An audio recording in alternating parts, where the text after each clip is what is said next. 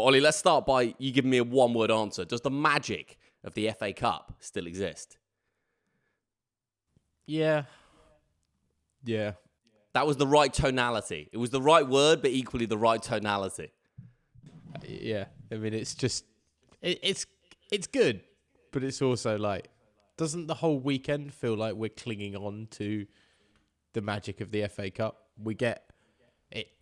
It gets pushed down your throat that it's the third round and it's the best round of the FA Cup aside from the final and this is amazing. And it's like, yeah, cool.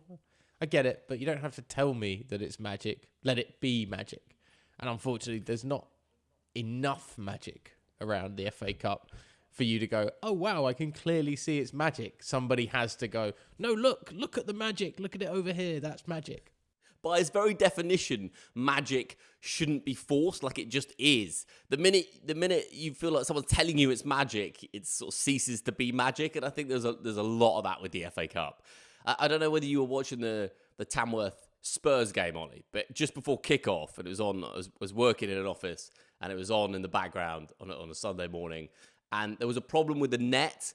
So it's like they hadn't correctly fastened the top of the net to the crossbar. And honestly, the commentators were collapsing over each other to tell us how this embodied the magic of the FA Cup, rather than just being either poor administration or someone is trying to be funny because you know the cameras are on you. You've had 10 checks before the game. So, like, how did that happen? Does it happen because you want that to happen? So the cameras are there and the game gets delayed by 10 minutes. But honestly, the commentators were just, this is what the FA Cup's all about. Is it? You know, is it just because the crossbar on the net wasn't fastened correctly? I don't know.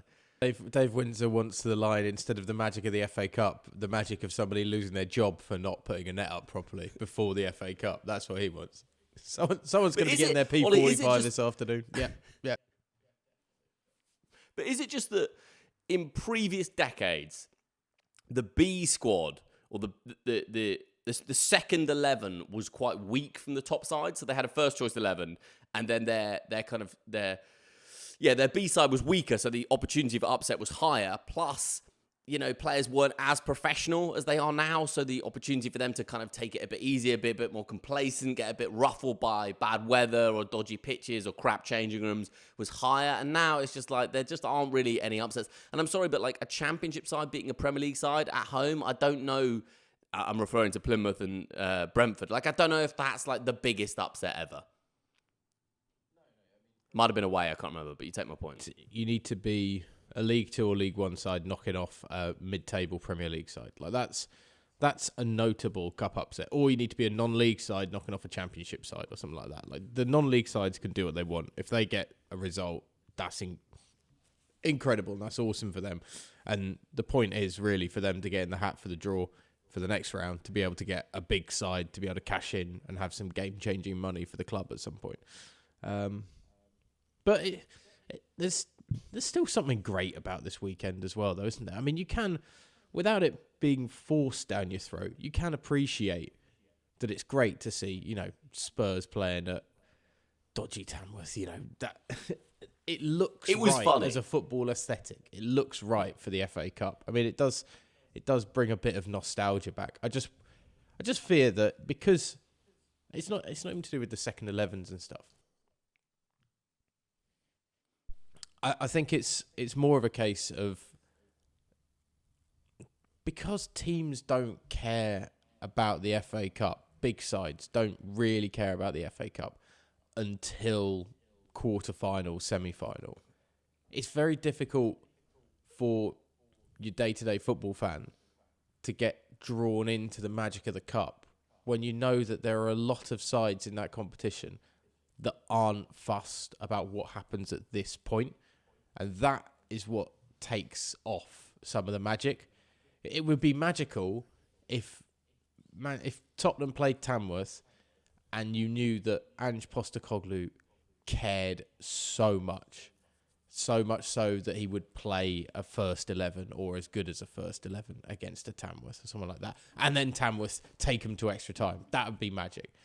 The magic isn't quite as that if you know that Postecoglou's going, well, got a bloody League Cup semi-final in the bag already. We can get to Wembley then. The Ollie Wilson impression hour is in session, folks.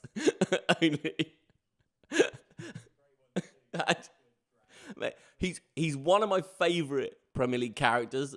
Honestly, in my lifetime, I find him so funny and so fascinating. And I don't know why, but it's so hard to take an angry Aussie seriously. Just that accent's just so difficult to take very seriously. He's obviously a very serious man, which just doesn't help. The Tamworth Tottenham thing, by the way, I did find something quite funny. When the Tottenham players get off the bus and go through, obviously this does happen in Premier League grounds, but not to the same extent. So the fans are so tight to where the players walk off the bus and into the changing room, and they're just heckling these the Tottenham players as they go through. All kind of just about above board, and it's very funny because all the Tottenham fans, you just can't escape it when it's that close.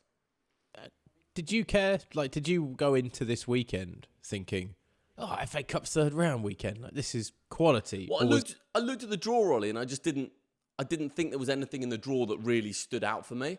And that's in the lap of the gods as well, isn't it? There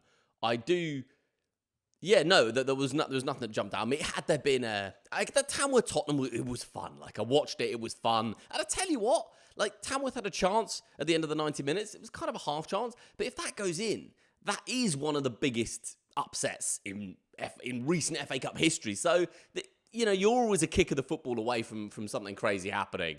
But when it doesn't, it just feels like a bit of a letdown. I mean, I was with some mates on Friday, and one of them didn't even know it was the FA Cup this weekend.